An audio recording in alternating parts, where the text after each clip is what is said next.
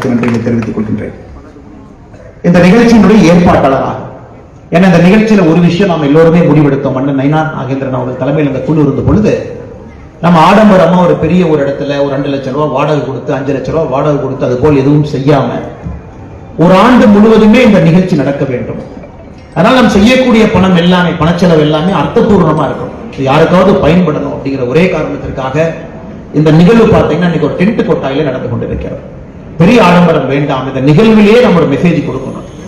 அதற்கெல்லாம் காரணமாக இருக்கக்கூடிய அண்ணன் கரு நாகராஜன் அவர்கள், மாநிலத்தினுடைய துணைத் தலைவர் அவர்கள், அவரது பக்கபலமாக இருந்து இந்த நிகழ்வு தமிழ்நாடு முழுவதுமே செல்ல வேண்டும் என்று கடுமையாக உழைத்துக் கொண்டிருக்கக்கூடிய மாநிலத்தினுடைய பொதுச் செயலாளர் ஏபி முருகானந்தம் அவர்களுக்கு என்னுடைய நெஞ்சார்ந்த நன்றிகளை தெரிவித்துக் கொள்கிறேன். இது சாதாரண வேலை இல்லை. நம்ம எல்லாருமே இன்னைக்கு ஒரு சங்கல்பம் எடுத்திருக்கோம். 1 லட்சம் பெண் குழந்தைகளுக்கு செல்வ மகள் சேமிப்பு திட்டத்தை நம்ம கொண்டு போய் சேர்த்த போறோம். சுகன்யா சம்ருதி திட்டத்தை கொண்டு போய் சேர்த்த போறோம். அது இது சாதாரண கமிட்மெண்ட் இல்லைங்க, சாதாரண கமிட்மெண்ட் இல்லை. 1 லட்சம் பெண் குழந்தைகளுக்கு மத்திய அரசு என்ன சொல்றாங்கன்னா, இந்த திட்டத்துல 250 ரூபாயிலிருந்து நீங்க வைப்பு நிதியை வைக்கலாம். 250 இருந்து 50 ரூபாய் சேர்த்துக்கலாம். 250, 300, 350, அந்த மல்டிபிள்ஸ் ஆஃப் 50. நான் இன்னைக்கு 1000 ரூபாய் முதல் தவணை அந்த குழந்தைக்கு பாரதிய ஜனதா கட்சி இந்த ஒரு வருடத்திற்குள்ள 1 லட்சம் குழந்தைக்கு நம்ம கட்டப்போம். அப்படி என்றால் பாத்தீங்கன்னா 10 கோடி ரூபாய் குறைந்தபட்சம். பட் எங்களுடைய இலக்கு நம்ம இருக்கக்கூடிய 68,000 பூத்துக்கு 5 பேர் அதை கட்டி முடிக்கும் போது 3 லட்சத்தை தாண்டி விடும் என்பதிலே நாங்கள் தீர்க்கமாக இருக்கின்றோம். குறைந்தபட்சம் 1 லட்சம் குழந்தைகள், பெண் குழந்தைகள். அவங்களுக்கு உங்களுக்கு தெரியும், 10 வயசுக்கு கீழே இருக்கக்கூடிய பெண் குழந்தைகளுக்கு தான் திட்டம் பொருந்தும். பிரதமர் மோடி ஐயா கொண்டு வந்திருப்பது திட்டத்துல இந்த தவணையை கட்ட ஆரம்பிச்சீங்கன்னா இது 15 ஆண்டுகள் கட்டணும். 15 இயர்ஸ் அது கட்டணும். 15 வருஷம் அதை கட்டிக்கிட்டே வரும். 250 கட்டலாம், 1000 கட்டலாம், 1,50,000 வரை ஒரு வருஷத்துக்கு போடலாம். 8% வட்டி கிடைக்கும். பாருங்க, 8% நார்மல் பேங்க் டெபாசிட்ல ஒரு வட்டி கிடைக்காது. அக்கவுண்ட் ஆரம்பித்து 21 ஆண்டுகள் முடிந்த பிறகு லம்சமா அந்த குழந்தைக்கு அந்த பணம் கிடைக்கும். நீங்க 15 வருஷம் இப்ப இருந்து கட்டிக்கிட்டே இருக்கணும். 21 ஆண்டுகள் முடிந்த பிறகு லம்சமா அந்த குழந்தைக்கு அந்த பணம் கிடைக்கும். அந்த நேரத்துல கல்வி செலவு, திருமண செலவு, வேற எந்த செலவாக இருந்தாலும் கூட அதை பயன்படுத்தலாம். 18 வயசு அந்த குழந்தைக்கு ஆன உடனே அக்கௌண்ட் ஹோல்டர் அவங்க மாறிடுவாங்க. இன்னைக்கு கார்டியன்ஸ் இருக்கிறாங்க. அந்த பெண் குழந்தை 18 ஆண்டை பூர்த்தி செய்யும் பொழுது பிரைமரி அக்கௌண்ட் ஹோல்டர் அவங்க மாத்திக்குவாங்க, அக்கௌண்ட் அவங்க ஆபரேட் பண்ணுவாங்க. இது பிரதமர் அவர்கள் கொண்டு வந்திருக்கக்கூடிய திட்டத்தை மிகப்பெரிய அளவில் நாம் செய்து கொண்டிருக்கின்றோம். ஆனால் இந்த ஆண்டு அடல் பிகாரி வாஜ்பாய் அவருடைய 100 இந்த ஆண்டுல அதை 1 லட்சம் குழந்தைக்கு குறைந்தபட்சம் எடுத்துச் செல்ல வேண்டும் என்று இந்த குழு முடிவு செய்து தமிழகத்தில் இருக்கக்கூடிய எல்லா தலைவர்களும் அதை முன்மொழிந்து வழிமொழிந்து நாங்கள் அதில் இறங்குறோம் சொல்லி இன்னைக்கு ஆரம்பத்துல 10 குழந்தைகள், அதை தாண்டி இந்த போஸ்ட் ஆபீஸ்ல இருந்து நம்முடைய சார் எல்லாம் வந்திருக்கிறாங்க, சார் மேடம் எல்லாம் உட்கார்ந்து எல்லாம் ரெஜிஸ்ட்ரேஷன் போயிட்டு இருக்கு. நாங்கள் இதை ஒரு தவமாக, வேள்வியாக நாம் இதை செய்ய வேண்டும் என்பது என்னுடைய அன்பான வேண்டுகோள். வேள்வியா பட்டி தொட்டி எல்லாம் நாம ஒரு பெண் குழந்தைக்கு இதை நாம் செய்யணும். இது நம்முடைய வேள்வி. இதற்காக நம்ம கட்சியில போஸ்ட் அடிக்கிறத குறைச்சிக்கங்க, பேனர் வைக்கிறத குறைக்கணும்னா தயவு செஞ்சு குறைச்சிக்கங்க. இதர செலவுகள் எல்லாத்தையும் குறைச்சு அந்த செலவை இங்க கொடுக்கும். இல்ல ஒருவர் என்னால 1000 ரூபாய் கொடுக்க முடியும்னு நினைச்சா 5 பேர் ஆளுக்கு 200 ரூபாய் போட்டு ஒரு 1000மாக 5 பேர் சேர்ந்து அந்த குழந்தை கட்டணும். ஏன்னா நாம வாஜ்பாய் 100 விழாவை கொண்டாடும் பொழுது we are a party with a difference என்பதை தமிழக மக்களுக்கு நாம் உணர்த்த வேண்டும். இது பார்ட்டி வித் டிஃபரன்ஸ். அடிப்படையில இந்த கட்சியில ஒரு வித்தியாசம் எப்பவுமே இருக்குது. வாஜ்பாய் வாழ்க்கையை அதற்கு ஒரு சாட்சி. 1957 தேர்தலில் அண்ணன் ஹெச் ராஜா அவர்கள் மிக அற்புதமா சொன்னாங்க. 57 தேர்தலில் 2 இடத்துல நின்னாங்க. ஏன்னா இந்தியாவிலே ஒரு தலைவர் 10 முறை லோக்சபாக்கு போயிருக்கிறாங்க, 2 முறை ராஜ்யசபாக்கு போயிருக்கிறாங்க.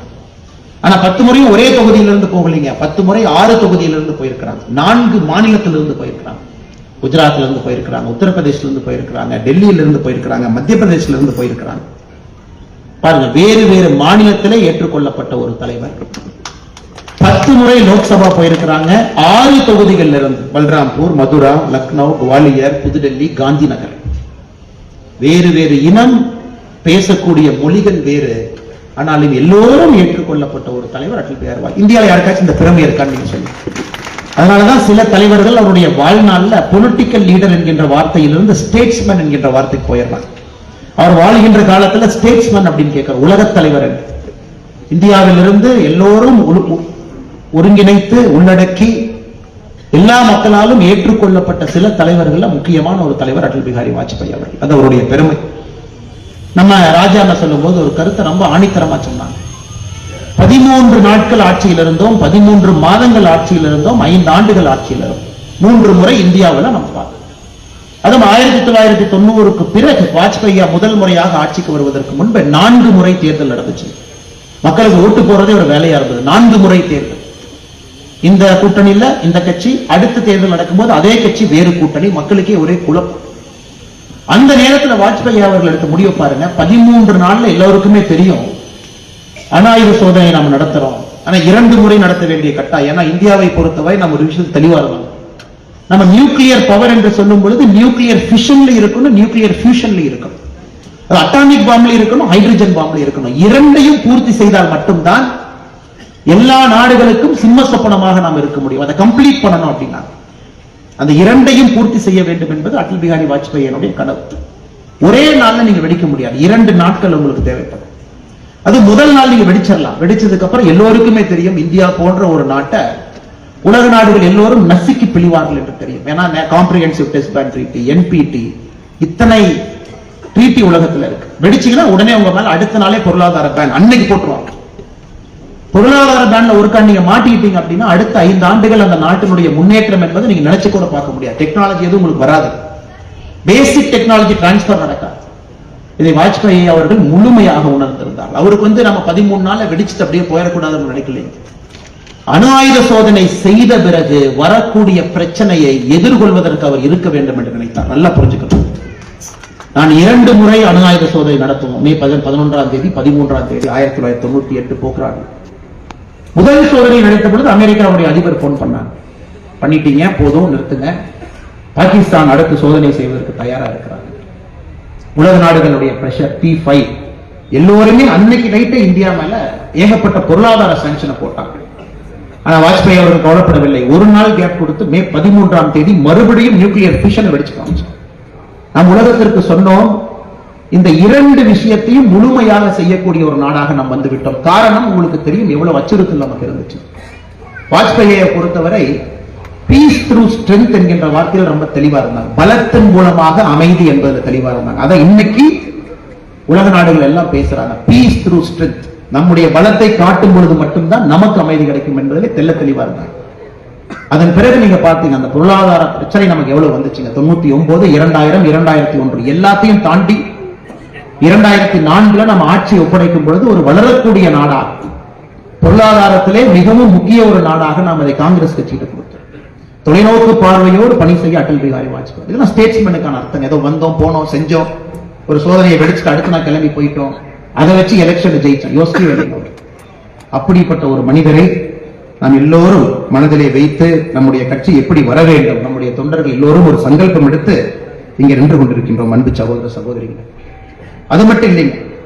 அன்னைக்கு வாஜ்பாய் பாத்தீங்கன்னா நல்லா நம்ம புரிஞ்சுக்கணுங்க. பல்ல கடிச்சுக்கிட்டு அரசியல்ல சகிப்புத்தன்மையோடு பணியாற்றிய தலைவர்களே ஒரு முதன்மையான தலைவர். அவருக்கும் ஆசைதான் நம்ம சித்தாந்தத்துக்கு முரண்பட்டு இருக்கக்கூடிய கூட்டணியோடு நம்ம ஆட்சியில் இருந்தோம். தமிழ்நாட்டில் அடிக்கடி சொல்லி காட்டுவார், நம்முடைய சித்தாந்தத்திற்கு கொஞ்சம் கூட முரண்பாடு இருக்கக்கூடிய ஒரு கட்சி கூட்டணி. ஏன்னா வாஜ்பாய் அவர்களை பொறுத்தவரை தெளிவா இருந்தாருங்க. ஒரு முறை இந்தியாவில் பாரதிய ஜனதா கட்சியினுடைய ஆட்சி எப்படி இருக்கும் என்பதை காட்ட வேண்டும் என்பதிலே சகிப்புத்தன்மையோடு 1999 இருந்து 2004 வரை ஆட்சி இருந்துச்சு. ஏன்னா ஒரு முறை அதை காங்கிரஸ் மட்டும்தான் பார்த்திருக்கோம். எல்லோருக்கும் காங்கிரஸ் வே ஆஃப் கவர்மெண்ட் தெரியும். ஒரு முறை பாரதிய ஜனதா கட்சி தலைமையிலான ஒரு என்டிஏ கூட்டணி 5 ஆண்டுகள் மக்களுக்கு வளர்ச்சியை நோக்கி, இவ்வளவு பெரிய கூட்டணி இருந்தாலும், கூட்டணிக்குள்ள அவ்வளவு பிரச்சனை இருந்தாலும் எல்லோரையும் சமாளித்து வளர்ச்சியை நோக்கி ஒரு அரசியல் நாங்கள் எடுத்துட்டு போக முடியும். அதனாலதான் நம்ம ஸ்டேட்ஸ்மேன் என்று அடல் பிஹாரி வாஜ்பாய் சொல்றோம். நகைச்சுவை, புன்னகை, எந்த நேரத்திலும் கூட ஒரு கடுமையான வார்த்தை பேசாத ஒரு மனிதர். எதிர்கட்சி நண்பர்களை கூட தன்னுடைய நயத்தோடு, பண்பட்ட உள்ளத்தோடு பேசக்கூடிய ஒரு நபர். எல்லா அரசியல் கட்சி தலைவர்களும், மாற்று கட்சி நண்பர்களும் ஒரு பெரிய மரியாதை வைத்திருந்த ஒரு தலைவர் நம்முடைய அடல் பிஹாரி வாஜ்பாய் அவர்கள். இன்னைக்கு அந்த மனிதருக்காக ஒரே இடத்தில் நாம கலந்திருக்கின்றோம். அவருக்காக நான் திரும்ப திரும்ப சொல்றேனுங்க, தலைவர்கள் எல்லோரும் சொன்னார்கள், இந்த 1 லட்சம் பெண் குழந்தைகளுக்கு செல்வ மகள் சேமிப்பு திட்டத்தை 1000 ரூபாய் வைப்பு நிதி முதல் தவணை நாம் செலுத்தி இது ஏன் ஆரம்பிக்கணும் அப்படின்னாங்க, அந்த குழந்தைங்க வாஜ்பாய் ஐயாவை நினைச்சுக்குவோம். நல்ல நாள். அந்த குழந்தைகள் எவ்வளவு பெரிய மனிதர்களாக வந்தாலும் அவங்களுக்கு தெரியும் வாஜ்பாய் ஐயாவுடைய பேர்ல இந்த கட்சி தொண்டர்கள் வீட்டுக்கு வந்து எனக்கு செஞ்சாங்க. அப்படித்தான் ஒரு தலைவருடைய புகழ் நிரந்தரமாக இருக்க வேண்டும் என்றால் மக்களை நோக்கி நாம் செல்ல வேண்டும். நிச்சயமாக நீங்கள் அதெல்லாம் அதை செய்வீர்கள் என்கின்ற முழு நம்பிக்கை எனக்கு இருக்குது. அதையெல்லாம் தாண்டி அன்பு சொந்தங்களே, இன்னொரு விஷயத்தை பாருங்க. நரேந்திர மோடி அவர்கள் எல்லாவற்றையும் தாண்டி இந்தியாவிற்கு நரேந்திர மோடி என்கின்ற மனிதனை அறிமுகப்படுத்திய பெருமை அடல் பிஹாரி வாஜ்பாய் இருக்கு. இதை நரேந்திர மோடி ஐயா பல இடத்துல கோடிட்டு காட்டுறாங்க. டெல்லியிலே அகில இந்திய அமைப்பு பொதுச் செயலராக மோடி ஐயா இருக்கிறாங்க. புஜ் பூகம்பம் நடக்குது குஜராத்ல. ஒரு நாள் வாஜ்பாய் ஐயா சொல்றாங்க, டெல்லியில ஒரு இரவு நேரத்தில் சொல்றாங்க, காலையிலே விமானத்திலே நீ குஜராத்துக்கு செல்ல வேண்டி இருக்கும், அகமதாபாத்துக்கு போகணும். உடனே மோடி ஐயா கேட்கிறாங்க, நான் எது குஜராத்துக்கு போகணும் அப்படின்னு. அதுக்கு வாஜ்பாய் சிரிச்சுக்கிட்டே சொல்றாங்க, நீ நிறைய உருளைக்கிழங்கு சாப்பிட்டு டெல்லியில வெயிட் போட்டுட்ட, அதனால உருளைக்கிழங்கு கிடைக்காத ஒரு பகுதிக்கு அனுப்ப வேண்டும் என்று நினைக்கின்றேன், அதனால காலையில் விமானத்தை பிடிச்சி நீ அகமதாபாத் போயிரு செல்லமாக சொல்றாங்க. அது நம்முடைய நரேந்திர மோடி அவருக்கு மனதிலே அமைதியை கொடுக்கல, ஒரு திருப்தியை கொடுக்கல. இல்ல நான் இங்க இருக்கேன், இந்த பணியை செய்து கொண்டிருக்கின்றேன், எதற்காக என்னைய குஜராத்துக்கு நீங்க அனுப்புறேன். நம்ம கட்சியில தெரியும், இந்த தலைவர்களுக்கு தெரியும், எதுக்கு அனுப்புறாங்கன்னு யாரும் சொல்ல மாட்டாங்க. அங்க போனதுக்கு அப்புறம் தான் எதுக்கு அனுப்புறாங்கன்னு எல்லாருமே சொல்லுவாங்க. அது ஆளுநராக இருந்தாலும் அக்கா கண்ணை காலையில சொல்லுவாங்க, நீங்கள் அந்த பதவி ஏற்க வேண்டும் என்று. யார் இங்கே தலைவர்களாக இருந்தாலும் கூட இந்த கட்சியினுடைய அடிப்படை தன்மை என்பது யாருக்கும் எங்கேயும் இதான் அடுத்த பொறுப்பு என்று யாருக்கும் தெரியாது. நரேந்திர மோடி அவருக்கு விமானத்தில் ஏறிய பிறகுதான் அவருக்கு தெரியும், குஜராத் மாநிலத்தினுடைய முதலமைச்சராக பொறுப்பேற்பதற்காக அடல் பிஹாரி வாஜ்பாய் அவர்கள் அகமதாபாத். அதன் பிறகு சரித்திரம், அதன் பிறகு நடந்தது சரித்திரம். அத்தனை தலைவர்கள் இருந்தாலும் நரேந்திர மோடி அவர்களை கண்டுபிடித்து தன்னுடைய சீடனாக அகமதாபாத்துக்கு அனுப்பி வைத்து அங்கே 13 ஆண்டுகள் குஜராத்தினுடைய முதலமைச்சராக, இன்னைக்கு இந்தியாவில் 10, 15, 20, 25 வருகின்ற எல்லா நாட்களும் கூட இந்தியாவுடைய பிரதமராக அறிமுகப்படுத்து. அதனாலதான் இன்னைக்கு நம்முடைய வாஜ்பாயை பற்றி மோடி ஐயா எல்லா செய்தித்தாளிலும் ஒரு கட்டுரை எழுதியிருக்கிறார். நீங்க எல்லோரும் படிக்க வேண்டும் என்பது என்னுடைய அன்பான வேண்டுகோள். தமிழ் பத்திரிகையில் அதனுடைய தமிழாக்கம் வந்திருக்கு, ஆங்கில பத்திரிகையில் ஆங்கிலத்தில் இருக்கு. எல்லோரும் ஒரு முறை படிக்கணும். மோடி ஐயா அவர்கள் அடல் பிஹாரி வாஜ்பாய் அவர்களை எப்படி பார்க்கிறாங்க நீங்க பார்க்கணும். சர்வ சிக்ஷா அபியான், எல்லோருக்குமான கல்வி கொண்டு வந்தது நாம். கிராமத்தை நோக்கி தார்சாலைகள் போகணும், பிரதான் மந்திரி கிராம் சதக் யோஜனா, கிராமத்தை நோக்கி பிரதம மந்திரியுடைய தார்சாலை திட்டம் கொண்டு வந்தது நாம். எல்லாருமே கோல்டன் குவாடிலேட்டர்ங்கிற வார்த்தையை பயன்படுத்துறாங்க பாருங்க. நம்ம கோல்டன் ஸ்கொயர்னு பயன்படுத்தலைங்க. 4 முனையை கனெக்ட் பண்ணணும்னு நினைக்கிறேன், அது குவாடிலேட்டராக இருக்க வேண்டும் என்று நினைக்கிறோம். இந்தியாவுடைய எல்லா முனையும் கனெக்ட் பண்ணணும், கொண்டு வந்தது கோல்டன் குவாடிலேட்டர் திட்டம். 28,000 கோடி அண்ணன் ஹெச் ராஜா அவர்கள் சொன்னாங்க. வளர்ச்சி திட்டங்களை கொண்டு வந்து இந்தியா வளர்ச்சி பாதையில் இருக்கு. இன்னைக்கு நம்முடைய நரேந்திர மோடி ஐயா அவர்கள் வாஜ்பாய் அவர்கள் கொண்டு வந்து இன்னும் பல மடங்காக உயர்த்தி காட்டியிருக்கின்றார்கள் என்றால் அந்த பெருமை எல்லாம் அடல் பிஹாரி வாஜ்பாய் இருக்கும். இங்க இருக்கக்கூடிய தலைவர்கள் எல்லோருக்கும் ஒரு பெரிய பாக்கியம். நேரடியாக வாஜ்பாயை பார்ப்பதற்கு, அவரோடு பழகுவதற்கு, அவரோடு இருப்பதற்கு ஒரு பெரிய பாக்கியம். என்னை போன்று கட்சியில் இருக்கக்கூடிய சில தொண்டர்களுக்கு அந்த வாய்ப்பு கிடைக்கல. ஆனால் நமக்கு இது போன்ற நிகழ்வுகள் எல்லாம் கிடைக்கும் பொழுது அதை நாம் முழுமையாக ஆத்மார்த்தமாக அதிலே பங்கெடுக்கும் பொழுது நாமும் அடல் பிஹாரி வாஜ்பாயோடு இருந்ததற்கான நினைவு நமக்கு வரும். அதற்காக நீங்க எல்லாம் கையில் எடுங்க. 1 லட்சம் பெண் குழந்தைகளுக்கு நீங்க செய்யக்கூடிய இந்த பணியை சீரும் சிறப்புமாக அரசியலை தாண்டி ஒரு மனிதாபிமானத்தோடு அந்த குழந்தைகளுக்கு செய்வோம். அவர்கள் படித்து முடித்து பெரிய ஆட்களாக வரும்பொழுது சமுதாயத்துக்கு திருப்பி செய்வாங்க. அதனால இந்த அற்புதமான நிகழ்வுக்கு வந்திருக்கக்கூடிய எல்லா ஆற்றல் மிகுந்த தலைவர்களுக்கு என்னுடைய நெஞ்சார்ந்த நன்றிகளை தெரிவித்து, மிக முக்கியமாக நம்முடைய மக்கள் பிரதிநிதிகள் அக்கா உமானந்தன் அவங்க இருக்கிறாங்க, அண்ணன் லியோ சுந்தரம் அவங்க இருக்கிறாங்க, அவர்களுக்கும் என்னுடைய நெஞ்சார்ந்த நன்றிகளை இந்த நேரத்தில் தெரிவித்துக் கொள்கின்றேன். நம்முடைய மாவட்ட தலைவர்களாக இருக்கக்கூடிய அண்ணன் சாய் சத்யன் அவர்கள், இந்த மாவட்டத்தினுடைய தலைவர், மேடையில் இருக்கக்கூடிய எல்லா நம்முடைய சென்னையினுடைய எல்லா பகுதியினுடைய தலைவர்கள் எல்லோரும் வந்திருக்கின்றார்கள். அவர்களுக்கும் என்னுடைய நெஞ்சார்ந்த நன்றிகளை தெரிவித்துக் கொள்கின்றேன். இந்த சக்தி கேந்திரத்தினுடைய பொறுப்பாளர்கள், இந்த பூத்தினுடைய தலைவர்கள் எல்லாரும் யாரெல்லாம் இந்த பகுதியில் இருக்கிறீங்களோ, இது உங்கள் நிகழ்வு. மிக வெற்றிகரமாக நடத்தி காட்டியிருக்கிறீங்க. நம் மக்களுக்கு நாம் பிராமிஸ் கொடுத்திருக்கிறோம், சத்தியம் செய்திருக்கின்றோம், சங்கல்பம் செய்திருக்கின்றோம். 365 நாட்கள் முடியும் பொழுது நாம் மக்களுக்கு நாம சொல்லுவோம், இத்தனை பேருக்கு நம்ம செஞ்சிருக்கோம். அதனால் 1 லட்சத்தை தாண்டி இருக்க வேண்டும், 3 லட்சத்தை நோக்கி அது இருக்க வேண்டும். நிச்சயமாக அதை நோக்கி நாம் செல்ல வேண்டும். நீங்கள் அதை அழைத்து செல்வீர்கள் என்ற முழு நம்பிக்கை இருக்கு. வாய்ப்பு கொடுத்த எல்லா தலைவர்கள், முன்னிறுத்தில் இருக்கக்கூடிய தலைவர்களுக்கும் நன்றி தெரிவித்து என்னுடைய உரையை முடித்துக் கொள்கின்றேன். நன்றி, வணக்கம். பாரத்.